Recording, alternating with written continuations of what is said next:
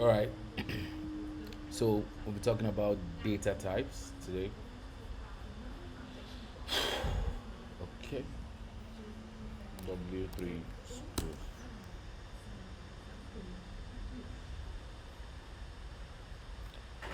JavaScript data types. Okay. So JavaScript data types, right? And last class we talked about JavaScript variables having values, and those values have different data types, right? So those values can be strings, numbers, big int, booleans, objects, arrays, undefined, null, right? There can be all these data types. So we want to learn about each of these data types. And here we can see that JavaScript has 8 data types, which the reason why array is not here is because arrays are considered as an object also. If you check the type of array, you're going to see object. So they are also considered as an object in the prototype. So we have strings, and I said strings are text of characters that are put in quotes, double quotes or single quotes, right? So we can have something like this. Let name assigned to Kemi, right?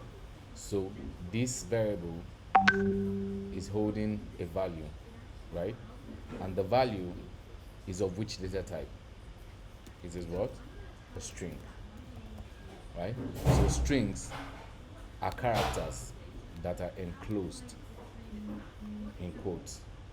So it means that write up text that I want to put out, you understand? So they are considered as strings, text, right? So that is what we call strings. So if you see text, just know that it's a string, right? So we have another one. We say let num assign to 5, right? This type of data is considered as what? A number, right? These are the number data type. So 5 is different from 5 in a quote, right? This 5 in a quote is considered as what? A string, right? This 5 in a quote is considered as a string, but this 5 without a quote is considered as a number. Even 5.6 is considered as a number, right? So I can show it on my console.log num. So you see 5.6, so it's a number, and I can check type of,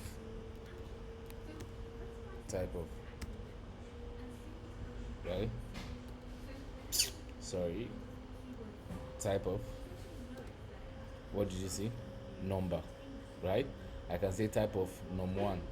You see type of num1. What do you see? String, right? Num1 is a string because it has quotes. So anything inside quotes is considered as a string. Then we have another type of data. We have undefined. So undefined is just saying let me assign to undefined. This is saying that this variable doesn't have any value. So if I console.log the variable now, me, what are you seeing? You're seeing the value undefined. That means it's not defined, right? Even if I declare a variable like this, let you, and I don't assign it a value, it is also considered as what? Undefined. You understand? So if you assign a variable a value undefined, it is undefined. And even if you declare a variable without assigning it a value, it is also considered as undefined, right? So we have booleans, right? Booleans is like saying, we use this for logical statement, we use this for true or false, just to check out comparisons, right? So For example, I can say let fees paid should be equal to false, right? This is a boolean, right? This value is a boolean, right? So booleans are booleans either true or false. So one of them, it has to be true or false. So booleans are mostly used for logical statement comparison. So I can say if I'll give a condition, right? I'll say 2 is equal, or if 2 is greater than 5, right? Now console.log u. What is u? Undefined. So if 2 is greater than 5, console.log u. You did not see anything because what? 2 is not greater than 5. So this boolean works with this. So if you see this 2 greater than 5, right? I can also say console.log 2 greater than 5, right? I'm coming to console.log 2 greater than 5.